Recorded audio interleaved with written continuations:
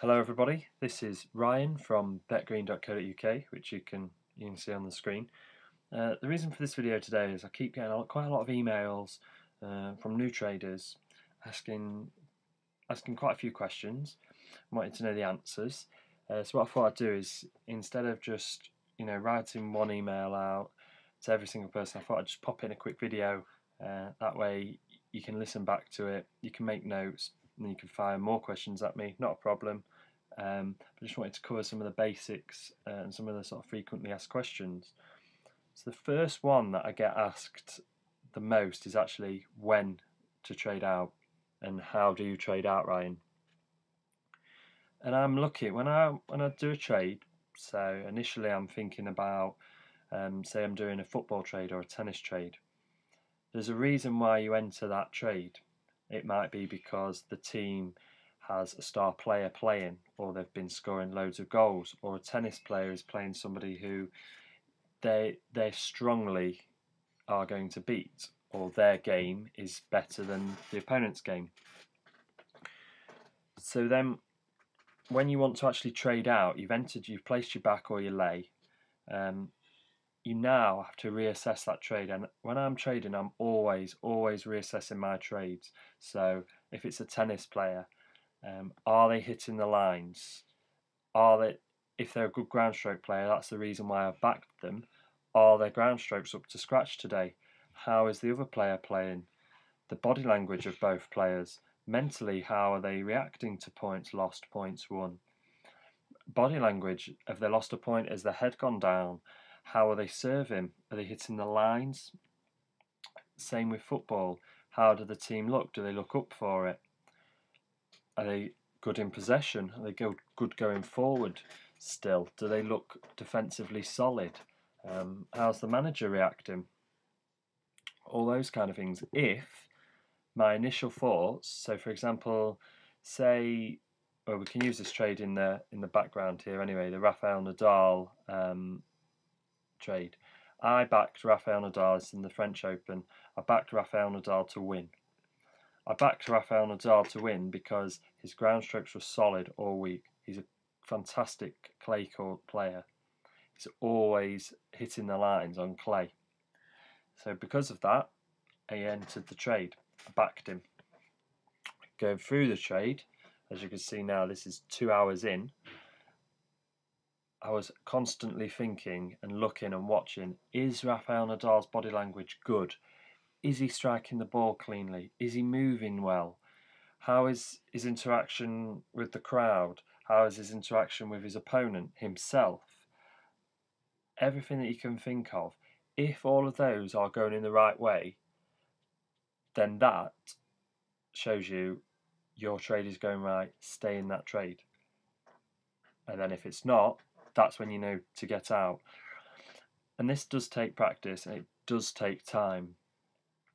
But the more you do it and the more you start looking for cues, you will be able to reduce those losing trades. Because instead of just blindlessly thinking, well, he might come good, you're all the time checking the trade as to, is this player going to come good?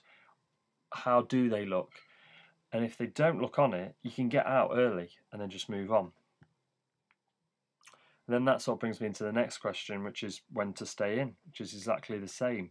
You look for those cues. If the player is hitting the lines or the football team is passing lovely, they're bombarding the goal, you know you can stay in a little bit longer. The third question I get asked a lot is how much to stake.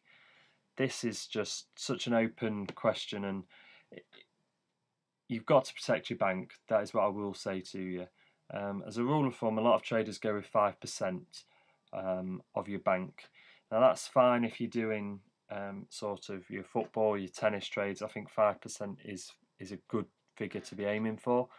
And then you're going to be able to get quite a lot of trades in for that bank. So even if you've only got a small bank of, say, £50, that's still not bad stakes compared to your bank size. So you know you can build that up.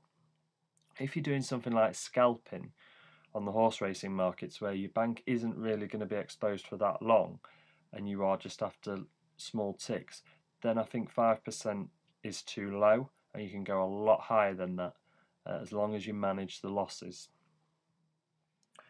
One of the other questions I get asked a lot is what market to choose, and how do you go about picking a market. That's personal preference, and it does take time to develop. A lot of trading is mindset, so how you're going to react to certain events or certain things that will happen when you're trading, and I think that plays a big part on which market you're going to choose. If you don't like being in a trade for very long, then you don't want to be doing tennis or football. If you like short, quicker trades, then you're going to want to be scalping horses. If you don't like going in play, there's no point doing back to lay trades in horse racing, or back to lay or later back in a sporting event. Then you know scalping's the one for you pre-race. If you know a lot about a sport, then that's a good base to start. Once you start getting into trading properly, if you know a lot of football players, and you know how teams play, and you like to look at stats, etc., then football's going to be good for you. Exactly the same with tennis. So that's sort of how to choose your market. Look at what you're interested in, how you react. Just give it a try. You don't have to go for massive stakes. Give it a try, see how you get on. If you do not like it, if it doesn't sit with you, that's not a problem. There's so many markets to trade on in Betfair. And then the last question is how to master a market. And that's sort of building on which market to choose. If you love football, trade it. That's simple. But then how do you master that? You master that by looking at all of the cues, everything I've spoken about in this short video.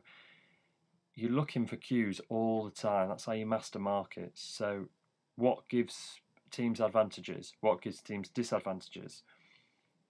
How markets react to certain things. So yellow cards, red cards, goals, attacks.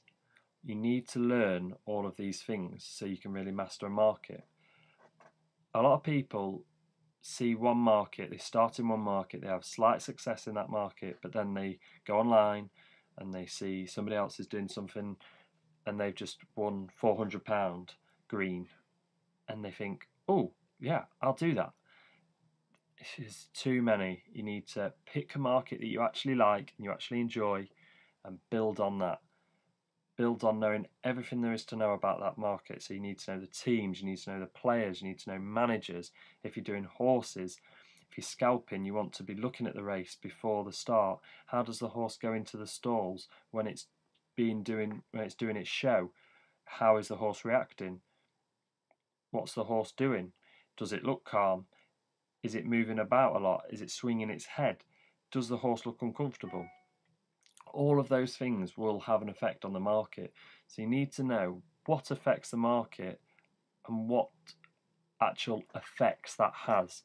So if a horse doesn't look happy and it's say 2.5 to back, what happens to that price after the live show when everybody else has seen that the horse doesn't look happy?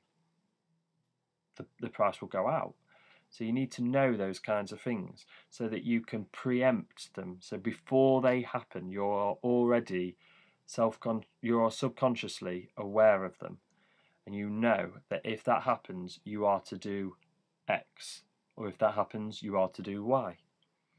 So building up a picture in your mind all the time of the markets, how they react and why they react and what are they reacting to. And once you start to pick some of these things up, you'll see your trading go from where it is now up a level. If anybody does have any extra questions, you're more than welcome to tweet me, Facebook, or email me. I'll put all of the contact details in the video below. I've been Ryan from betgreen.co.uk.